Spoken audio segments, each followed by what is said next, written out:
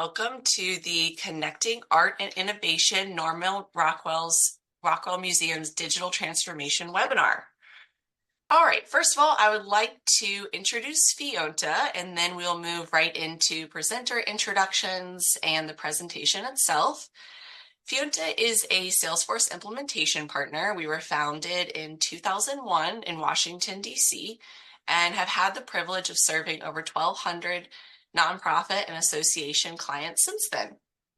Our fully remote staff now numbers over 75, and we are all US based, distributed all over the United States. We are proudly women-owned and women-led.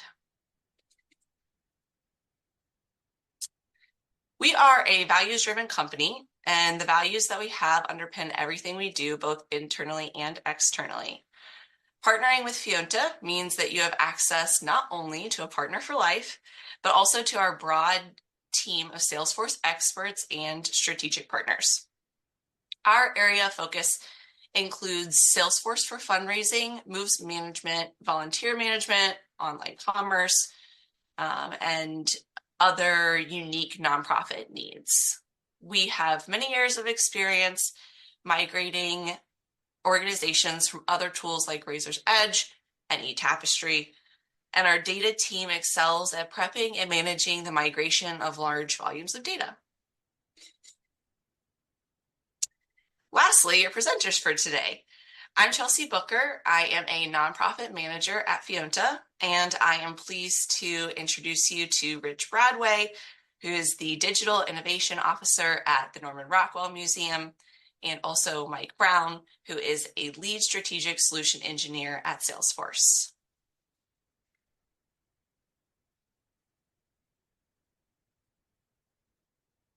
Okay, let's dive in.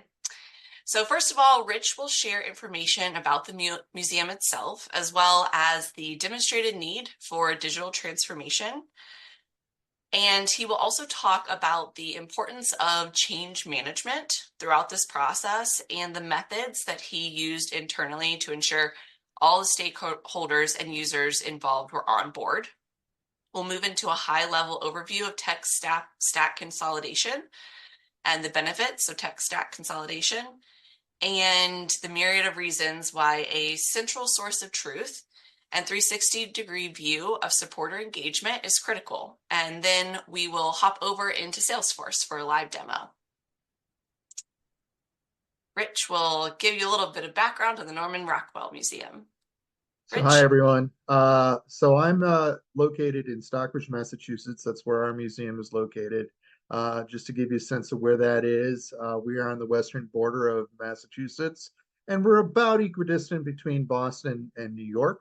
That said, we are a very rural we're in a very rural location, and so we have kind of a rural footprint, but a national footprint when it comes to online engagement. Next, please. So who's Norman Rockwell? Norman Rockwell was an illustrator, probably the preeminent illustrator and narrative artist in the 20th century. We have and hold the largest collection of his works at the museum, and these are just some of his most iconic images. We're also a museum of illustration, and that just simply means that illustration is what we call everyday art.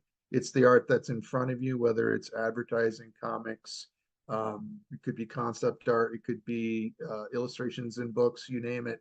And these are just some examples of illustration exhibitions that we have had. And actually in the upper right-hand corner is our summer exhibition. It's going to be focusing on the art of Mad Magazine. So we're going to talk a little bit about our need for digital transformation. We're going to talk a little bit about how cultural institutions need to evolve in the digital era. We're going to look at what Norman Rockwell looked like beforehand and what we're doing now that we've actually are underway in our digital transformation roadmap. And we'll look at some of the Salesforce solutions that we are leveraging. So this little graph here sort of details our trajectory.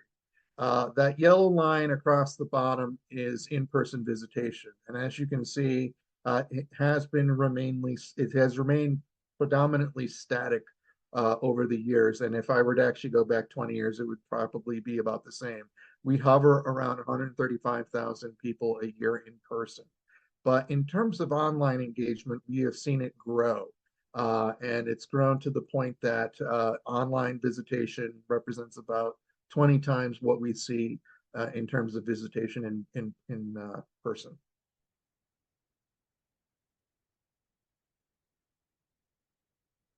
But the big thing I want to just sort of detail here is that it's not just simply a function of volume and growth, but if we look back 10, 12 years ago, the nature of how people visited us online was pretty much based on inquiry of where the museum is, when are our hours, what's our admission price, how can I buy a print?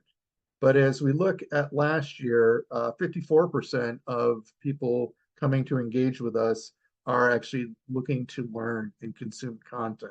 So it's not just about how do you get to the museum and what do I do when I get here.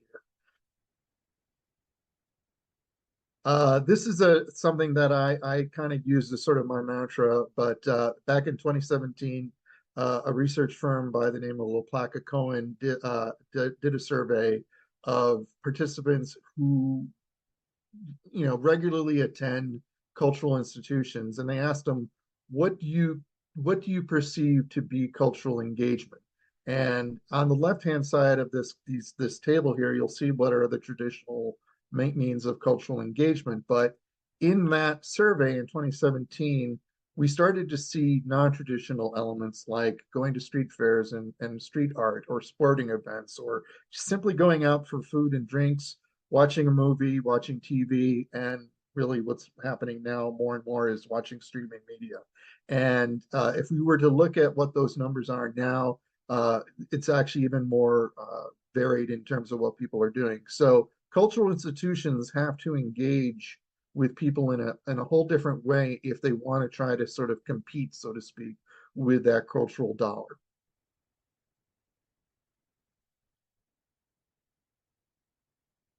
Some examples of what we've done with respect to engaging with people online is we just unveiled a virtual tour of the museum. So there are a lot of people who want to come to the museum but have no ability to do so. If you want to just hit play, you should be able to.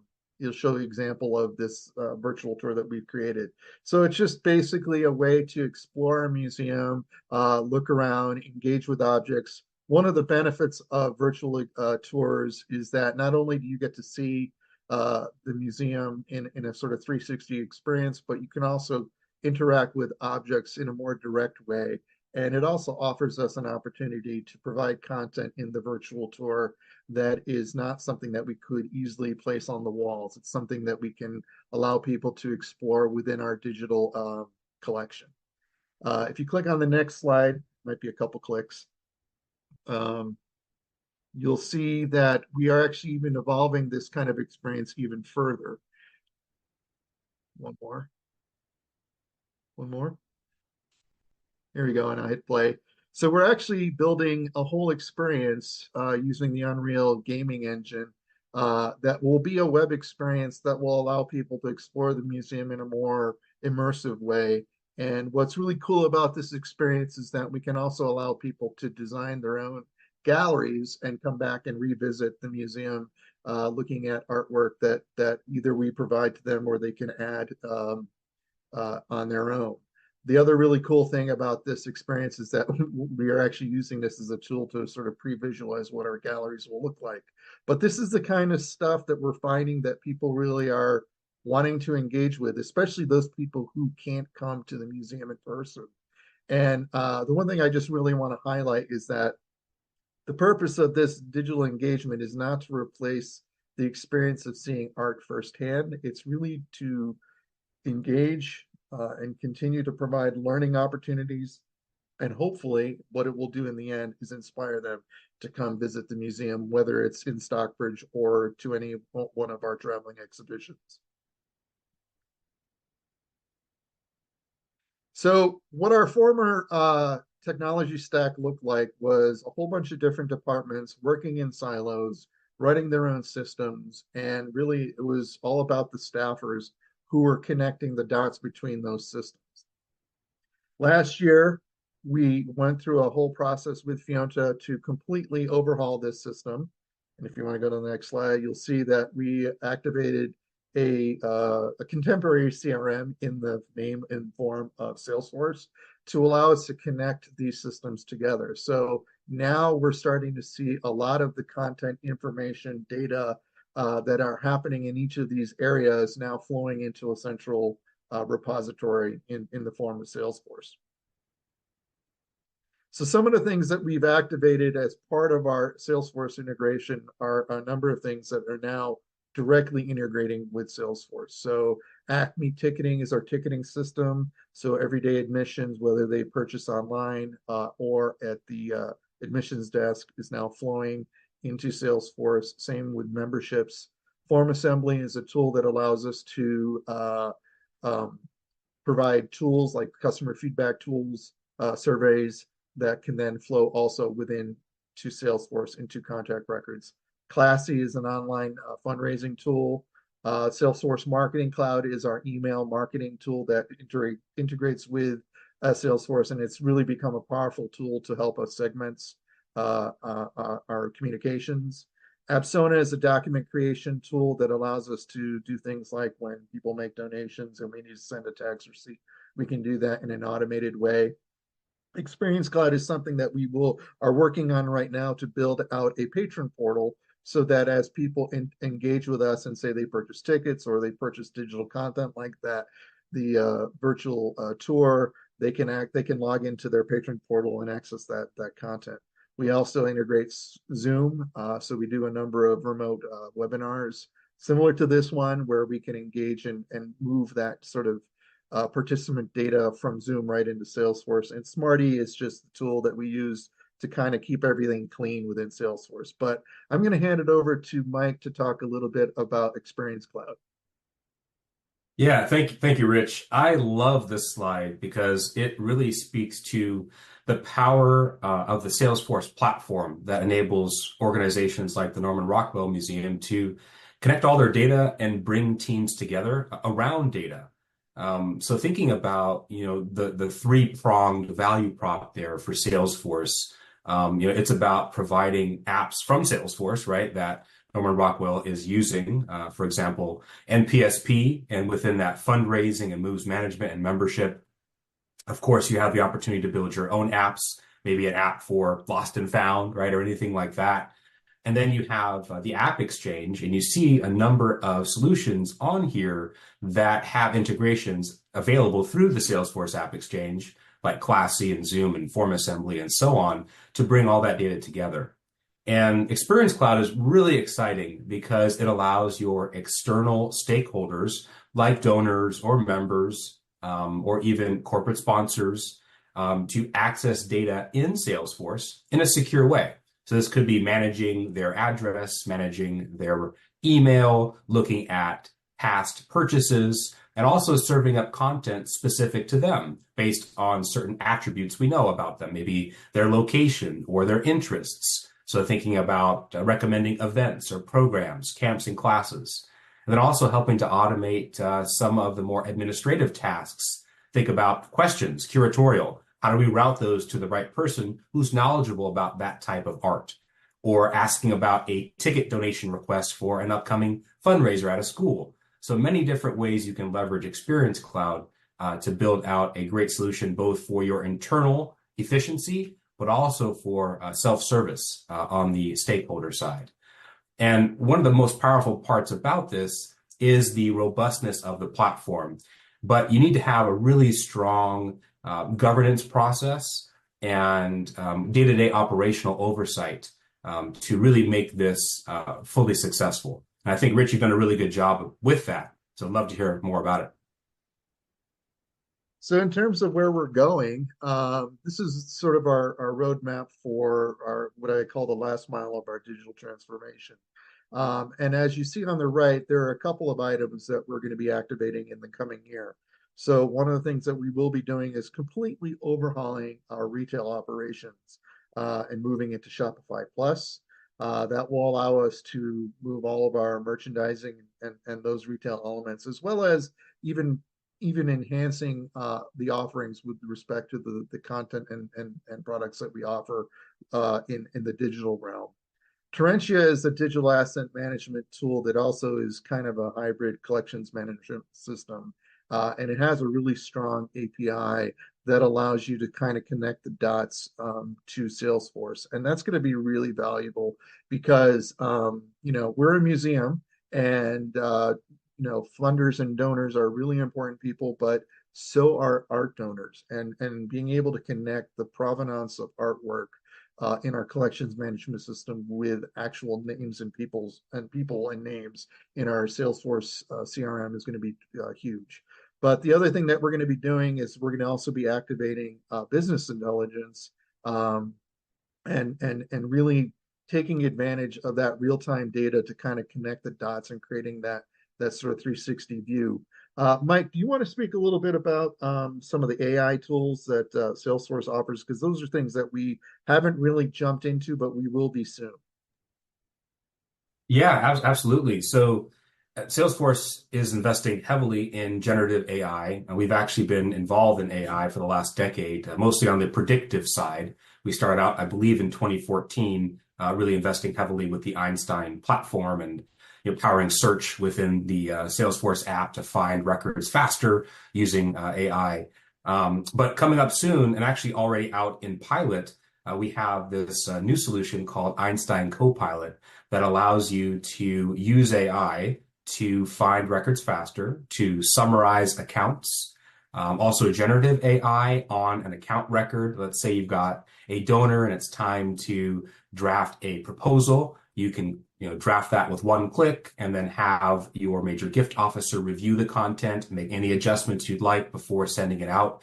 And that's an important point, actually, is that there's always going to be a human in the loop, allowing you to review and adjust as necessary what content is being generated automatically by generative AI. So there's the proposal I talked about. There's also the ability to quickly summarize meeting notes. So if you're walking into a meeting with a donor, maybe it's at a gala, and you want to remind yourself about the conversations, the meetings, the last gift that was made, you can, with a few clicks, have a generative summary in bullet point form of what you've done with that person over time. And there are many more use cases coming up. In the future, we're looking at autonomous agents doing work alongside you. So lots of exciting stuff coming up soon. So we'll talk a little bit about change management because that's a really huge factor when you're talking about digital transformation. So one of the things that we've employed here at our museum is this concept of theory of change. And it's just it's really a methodology for planning and working towards adaptive management. And it's really something that is really happening a lot in cultural nonprofits. And it's really focusing on promoting social change. But many of the tenets of the work that you do to activate a theory of change can be applied to digital transformation. And in our case, these are some of the outcomes that I am striving for. In terms of our staff, I'm trying to increase our digital competency and capacity, and also to increase our digital accountability. And what I'm really ultimately striving for is to eliminate the digital and technology department from the perspective of support. I want our staff to be empowered and set an example of some self-initiative to work with technology, to be curious, to not just simply look at it, and if it's not working the way you want it to work, to say it's broken and then ask someone else to fix it. So it's really about inspiring that innovation at a technological level. So some of the important things about change management, and these are really important, is that whenever you're doing anything with technology, especially when you're trying to make a significant change, you need to get the support of senior management and even the board.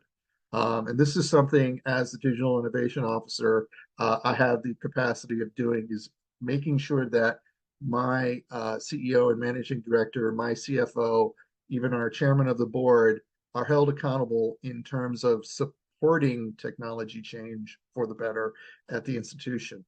When we worked on the particular project of activating Salesforce, I required that we had primary and secondary contacts from all the departments that would be impacted by Salesforce. And if any of the participants were not department supervisors, we're not a huge museum, so some of the people who represented departments were actually department supervisors. But if they weren't supervisors, I made sure that all of those department supervisors told that staff that this was a priority work and they had to allocate time and attention to this effort. One of the things that we did as part of the change management is we created working groups within departments, whether it's like functional areas like fundraising or marketing or front of house admissions. But we created work groups, and those work groups actually still exist today, even though that we've already activated Salesforce, because I want those people to feel empowered to be able to ask questions and to be curious and to really kind of spark the kind of innovation that we want, so that we're always thinking forward rather than reactively. And another big thing about change management, especially with digital transformation, is reviewing the budget and scope with project managers. So that's not only with myself and my team, but it was also working with the folks at Acme and at Fíonta to ensure that whatever we were saying we were doing was aligning to a budget.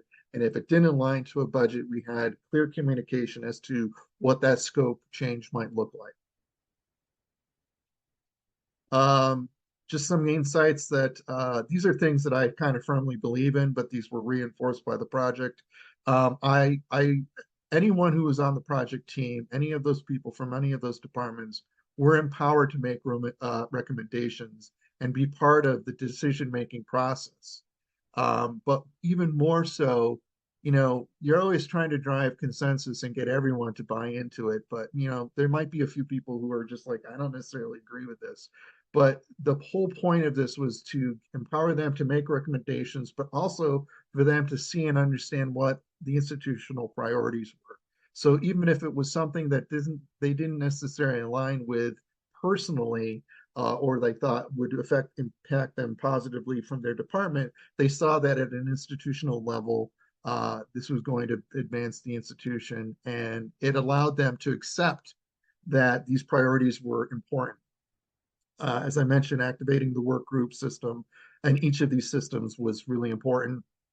I'm part of the executive team at the museum. I'm also attend all of the board meetings, and I make sure that there's always a standing item around technology in any of these meetings, because it cannot be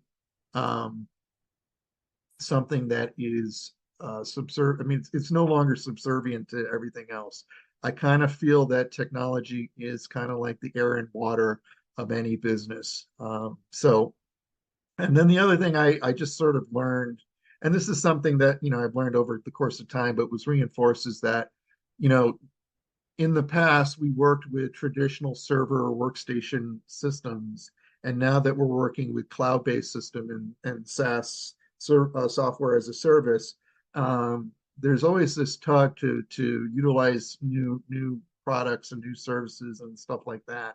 But you really need to make sure that the timing of the term in which you utilize those products coincides with the time that you're using them. And especially for a small institution, we can't be buying into something knowing that we'll work into it in 6 months from now. We have to be actively working with the software providers to ensure that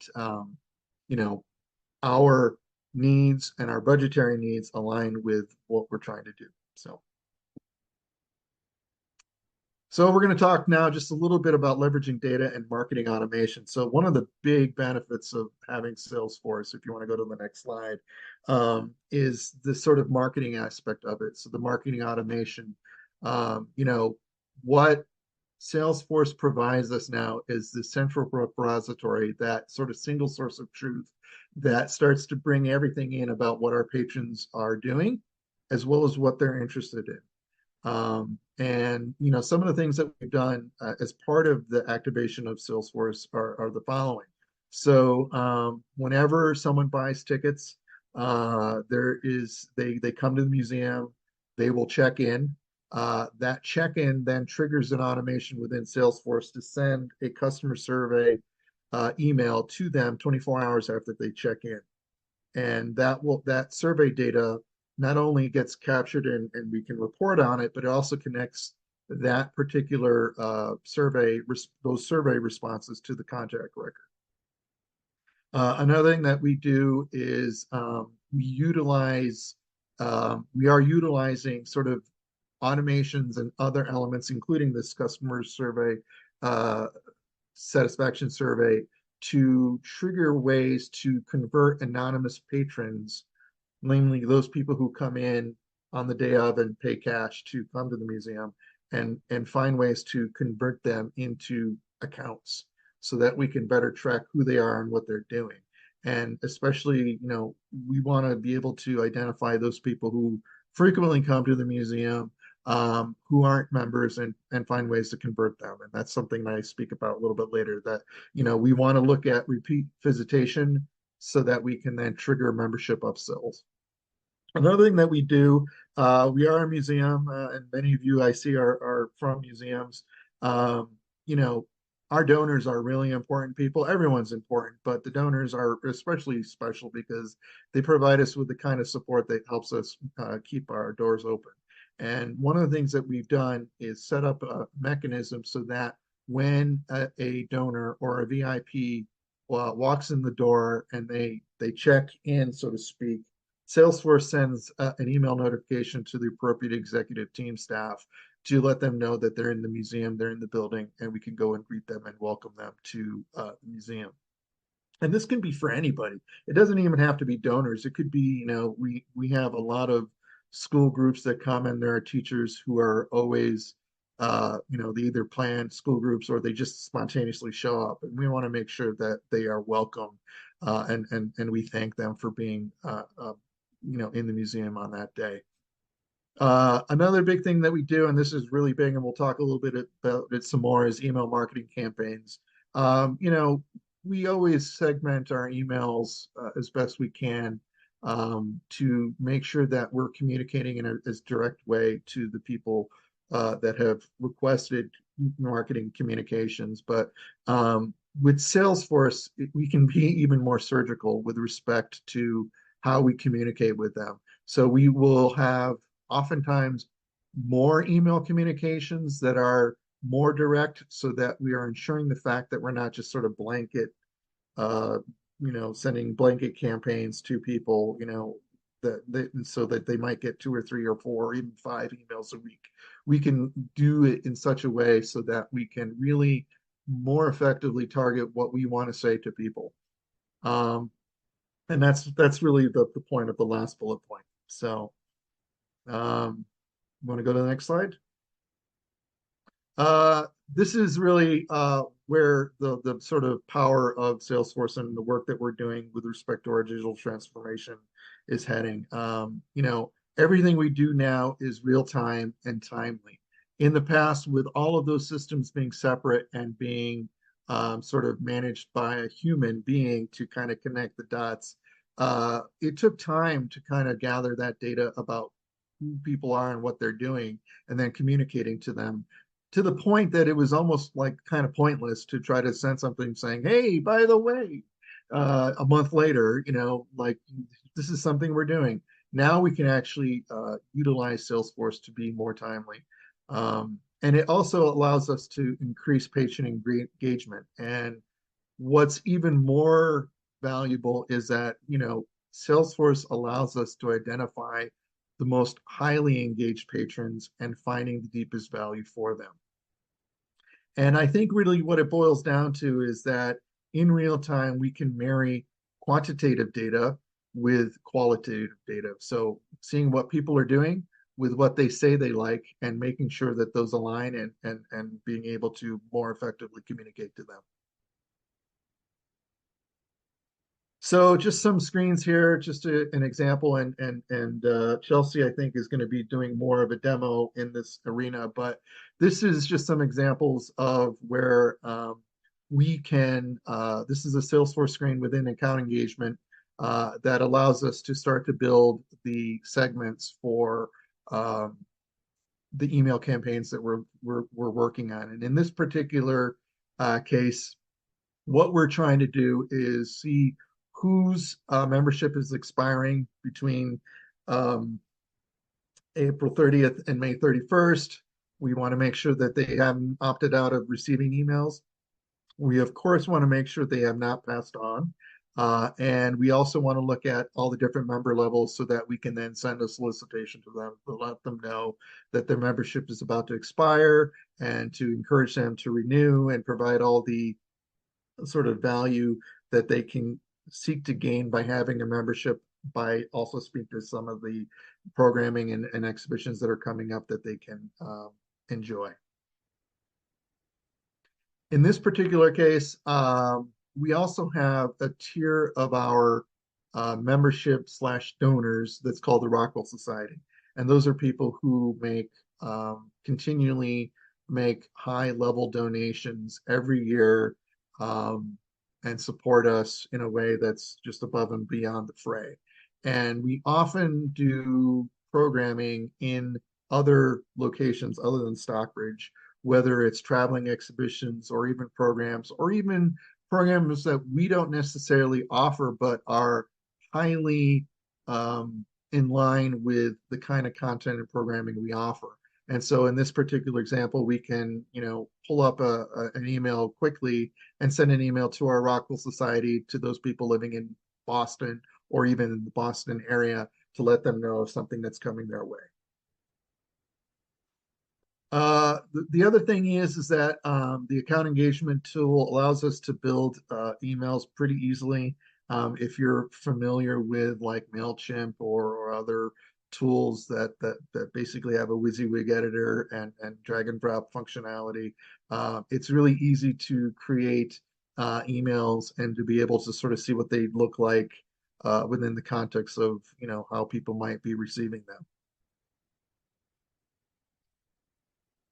And obviously, the other thing that you can do is you can immediately see reporting. So very similar to what other mail systems do, but here this is all within Salesforce, and we can see not only the open rate versus unopened rate, but we can see the click-throughs. We can see what they're clicking on. But what's really cool about this is that when a patron contacts us, and we're engaging with them, we can actually look at their contact record and see, how much they donated, if they bought tickets, but we can also see what emails they received and which ones they actually looked at, and to really be able to cater that conversation. So thinking a little bit about those AI tools that Mike spoke about earlier, we can be more informed in our conversations with our patrons when we speak to them. So we're going to just talk a little bit about tech stack consolidation and benefits. I don't know if this is me or if it's you, Chelsea. It's me. Okay, I'm going to hand it off to Chelsea. Great job, Rich. Okay, so let's talk about tech stack consolidation and its benefits. So the idea around the tech stack consolidation, the concept is simplifying how many systems you have around a centralized platform.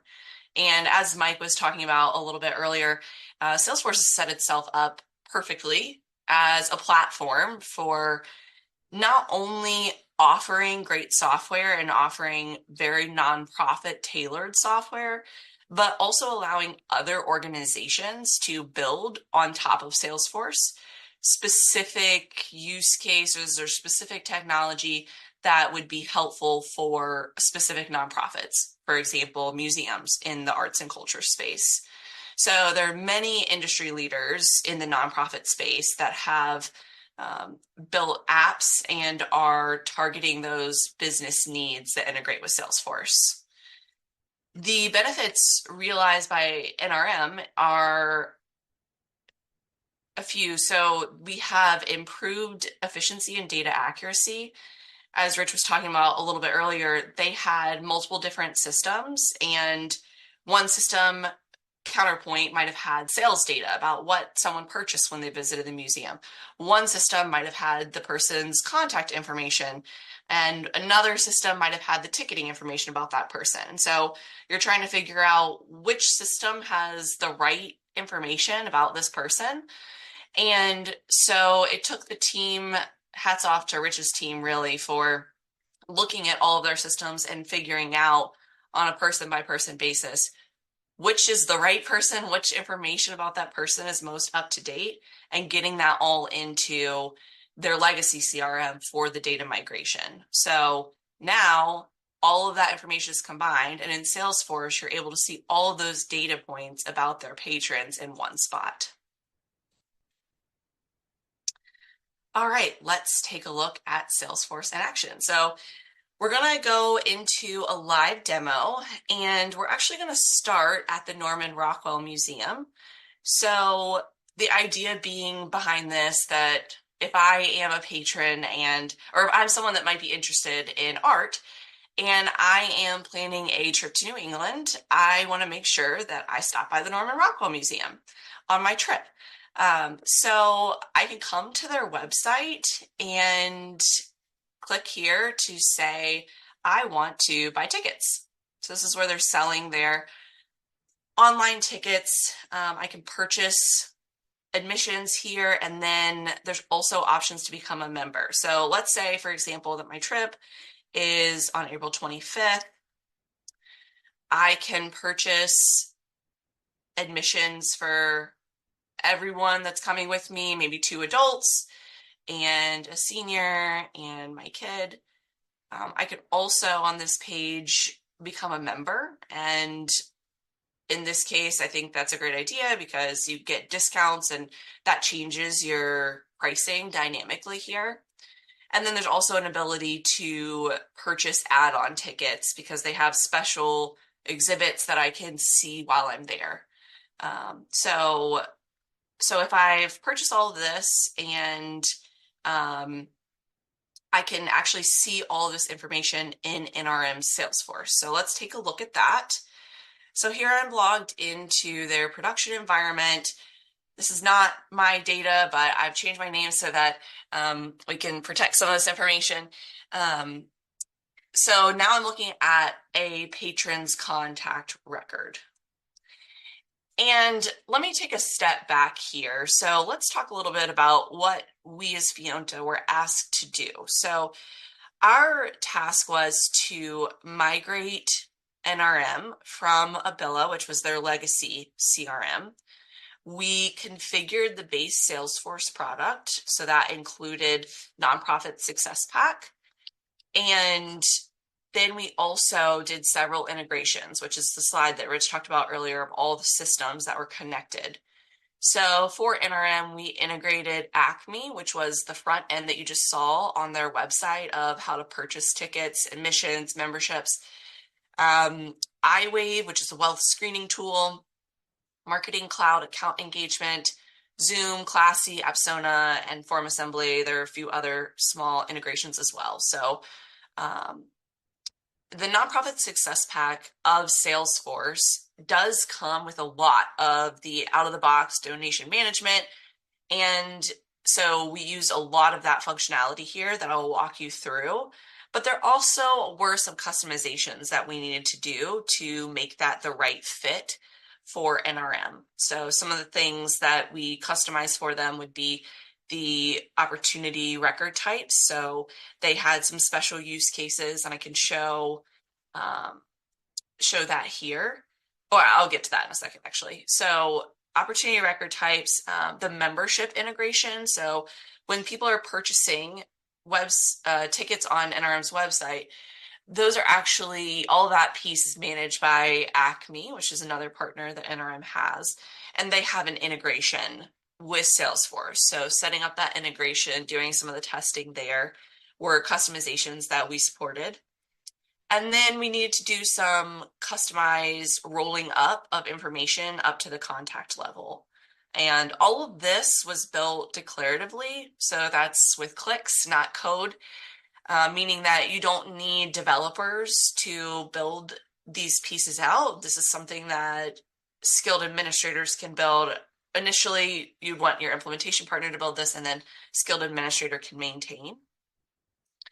So now I'm going to show you where all this is reflected in their Salesforce. So we can log in here and see the contact page. A lot of the power in the NRM implementation comes from the integration Rich shared about earlier, but that's all feeding in here to this 360 view of the contact or the patron. Also highlighting, this is a tool for everyone at NRM. So you have marketing involved in this, you have fundraising involved in this. Everyone sort of has a piece of this pie, information-wise, about the contacts. And a lot of the information that we're going to talk about today that you can see here is actually not manually keyed in. So it's not manually keyed in, it's not tracked. No one has to come in and update this information. It's either created, specific information on a contacts record is either created by an integration or connected records, like what opportunities, what purchases have they made, are created by integrations like the Acme integration. And some of those pieces of information are rolled up onto the contact record. And what I mean by the roll-ups is sometimes there's base level information like specifics about an opportunity, for example. So if we take a look at this donation, all the specific information of when it was closed, what the amount was, what the stage is, all of that information is aggregated in summary on the contact record. So we'll take a look at that. All right, so when we're looking at this page here, we see some high-level summary information at the top about some of the key things that Norman Rockwell wants to see first and foremost about their patrons. So that would be information like, is this person a current Rockwell Society member, like Rich was talking about earlier? Also, my total gifts. There are some visual components here, so you're able to see as they're moving through that moves management process. In this case, this person, I am a donor, so you see here that my gift is closed, and so that's where I am in their moves management process. Salesforce actually has a lot of cool visibility and usability tools as well. So as we're scrolling down here, you can see some high-level information. My birthday is Christmas, 1983. So some contact information, but there are cool things like being able to expand and collapse certain sections so that if contact information for me in marketing is not something that I'm really that interested in, that's not a problem. I can collapse this and this will stay collapsed for me whenever I look at different contacts. And that's a personalization that's unique to me. So it has some really cool usability features like that as well. Salesforce is a relational database. So there's information on this contact that specifically describes this person, so like a birth date, but there's also information that is associated to this person. So for example, you can see here lots of different connected type information. And you can see relationships. So you can see that I have a spouse, friends, acquaintances. You can track all of that information here and view it easily from the contact record. You can look at recurring donations that I may have made through Classy. You can look at affiliations that I have with other organizations. You can see partial soft credits. So this would be the concept of if someone makes a donation, if another person makes a donation to NRM and I'm not the donor, but I had an influence on that. So maybe I brought my friends and they fell in love with NRM on our trip. You can track that so you can see someone's influence on the organization, even if they're not the direct donor.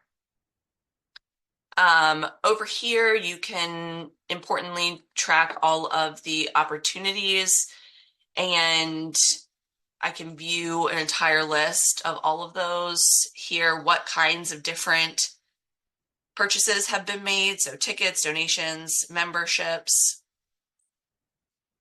And then over here on the right side of the page, I can see all of the interactions that I've had with this person. So if I sent them an invitation to come visit the museum, I can see that I did that in December. If I sent them a membership acknowledgement, I can see that information as well. So if I want to reach out to someone, I can send them an email automatically right from Salesforce.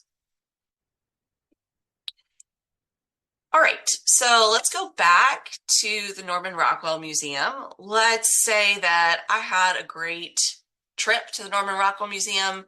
I've already made some donations, but I decide I need to donate again. So I could come back to their website and click this donate button.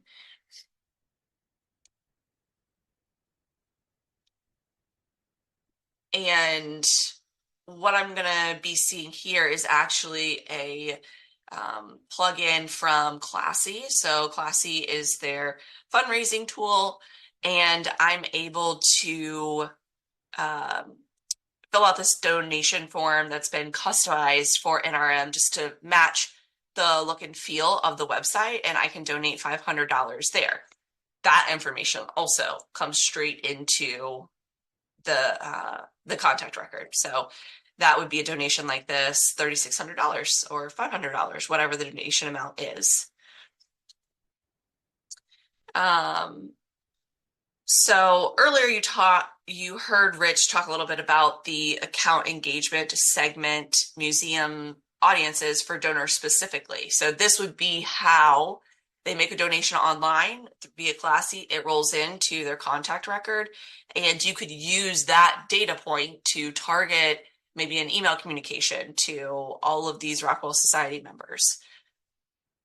For those of you in development, NRM actually has integrated a wealth screening tool. So I can look at another contact and we can take a look at that.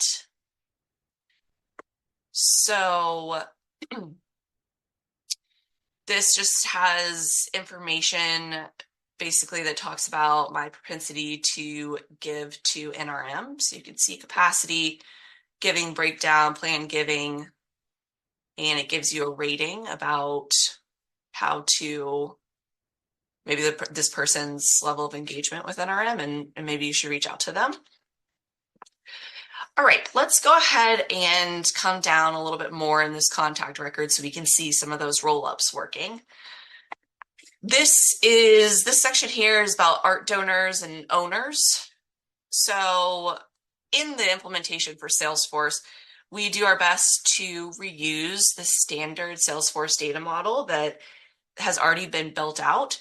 And in this case, opportunities, we built out a special opportunity record type for art donors. It doesn't do everything Rich has on the roadmap, lots of separate tools to really track this information in detail, but we could at least for this implementation enable them to capture who has given art to the museum or who has loaned art to the museum. So you can see here that because I have registered an opportunity, that's rolling up to this contact here. So if I want to pull a report of who are all my art donors, I could use this information here. So that's kind of an example of how we're reusing the standard Salesforce data model to extend it for specific business processes to support NRM. Here's some donor information about the different levels. So NRM can engage people that are at a maybe $1,000 to $5,000 giving level in a different way than the $5,000 to $25,000 level. There's some ticket information, and just like I purchased that ticket on the website earlier, all of that information comes into Salesforce so that I can see some of these roll-ups. So how many tickets I've purchased this year. The Acme integration at the time that we engaged with them was not normalized to fit in that Salesforce NPSP data structure. So part of our implementation was to use, after Acme sends information to Salesforce, some post-processing declarative automations in Salesforce to reorganize what they sent over as opportunities and opportunity products into opportunities to enable NRM to use the standard out-of-the-box NPSP roll-ups for membership tracking and to streamline their reporting. So this is an example of kind of some of that logic. So it's accessible to administrators. This would be in place of that code. So you're able to set up these different elements and process whenever Acme sends us an order. This is how we're going to figure out what kind of order it is and then do several actions on each branch of the logic to organize it into the data model that we want it to be in.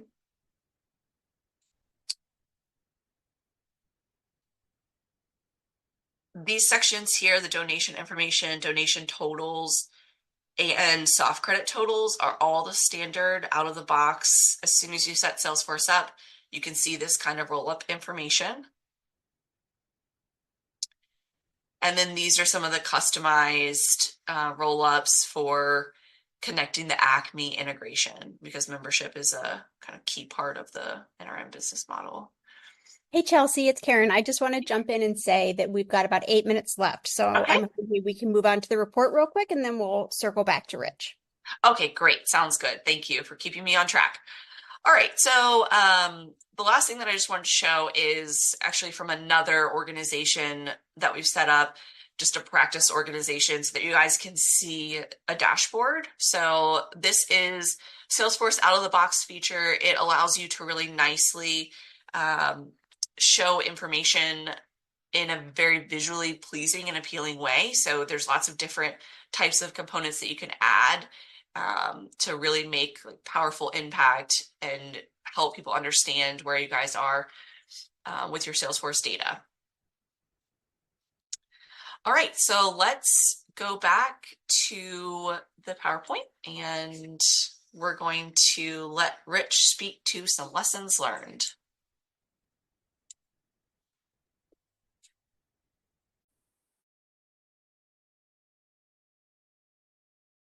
Rich, I think you're on mute. Even the digital innovation officer can screw up too. Happens to everybody. Sorry about that. Some of these are pretty self-evident, but really, when you're doing something in the case of the Norman Rockwell Museum, this was a true transformation of our digital infrastructure, and so it really, I can't underscore it enough that it has to be an all-in-one exercise, regardless of what your institution is in terms of your size, what your budget would have you. It really has to be about really creating change at a very fundamental level. The other thing that this has done in the past, we would always focus on okay, how can we just get this out the door? Can we start selling these tickets? Can we, how quickly can we do that? And, that's still something we want to strive towards. But I think what I want to underline here is that it's that with this type of system, with this type of data, we have to recognize that data is as valuable an asset to the institution as is maximizing revenue, cutting expenses, or growing our art collection. Knowing who our patrons are, what they like, and what they do is as important as many of the other things. The other thing is that, spend some time researching the partners that you're going to be working with. Technology, it's more than just simply looking at the tools, but it's also looking at the people you're going to be working with. And this is not something, no one's paid me this from Fíonta, but Fíonta is a tremendous partner in that regard. They kind of look at you and treat you as part of their own, and ensure the fact that what you want to do is what you're getting. And I think really at the end of the day, the whole point of digital transformation is not just simply to do technology and use technology for the sake of technology, but it's allowing you and your staff and your organization to be more nimble and agile and forward-looking rather than just constantly reacting, which a lot of nonprofits and cultural nonprofits can find themselves in a place often. And so this is an opportunity to kind of mitigate that and really find ways to look forward and to grow.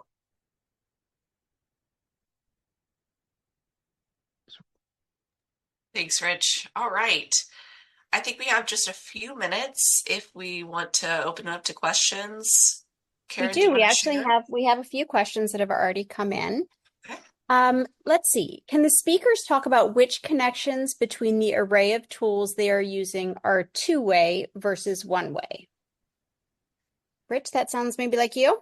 Sure. So, like the relationship between Acme and Salesforce is actually two-way. But in many ways, a lot of it is one way. So, when people buy tickets and all that information, that flows from Acme right into Salesforce. However, when people make donations or buy memberships or what have you, or they have conversations or we flag things in Salesforce, that information does flow back into Acme so that the folks who are at the sort of front desk at the admissions desks have that information in front of them so that they can utilize that information to best serve our patrons. Some of the other tools, I think many of the other tools are kind of unidirectional. The survey tool is unidirectional. Um, Marketing Cloud is two-way in many ways because Salesforce is feeding that information into the, not Marketing Cloud, but the account engagement, sorry. Um, that is two-way in the sense that it's feeding information to the account engagement tool to be able to best segment information, but all of the actions that people commit to when they engage with email marketing, that's all flowing back into Salesforce. And as we look forward to tools like Shopify and even the collections management or the digital asset management tool, those are going to be bi-directional in terms of, people are going to buy stuff, but we're going to send stuff out to Shopify so that we can best serve those constituents. Super, thank you. Really helpful. Let's see. We also have a question, which is Norman Rockwell using Microsoft 365, and how does that integrate, if at all? We are. So that was actually, if we have three sort of stages of our digital transformation, the first stage was moving everything to the cloud and using Microsoft 365. And we have integrated Microsoft 365 with Salesforce in one real specific way. So every bit of correspondence that has ever gone out to our patrons, our donors, or what have you, is all basically digital files. It's more economical to store that data and those files in a SharePoint instance that's basically the foundation of Microsoft 365 and connecting that to Salesforce than to pay for Salesforce to store that data in those files. So that's one big way that we've done that and integrated that. But we are looking at more ways to do that, especially when we're dealing with, as we start to build in the business intelligence and stuff, we want to be able to export that stuff really quickly into Excel. A lot of our budgeting and stuff, and even our financial management system, all of that stuff, we want to be able to easily maneuver that data back and forth. Wonderful, thank you. Well, it looks like we're right at time. I would like to thank our three presenters for being here and making their time available to us. Thank you all so much, and thank you, attendees. We will follow up with an email that includes a link to this presentation deck and to the recording as well, and you can look for that early next week. Thanks all. Have a great day. Thank you. Thank you.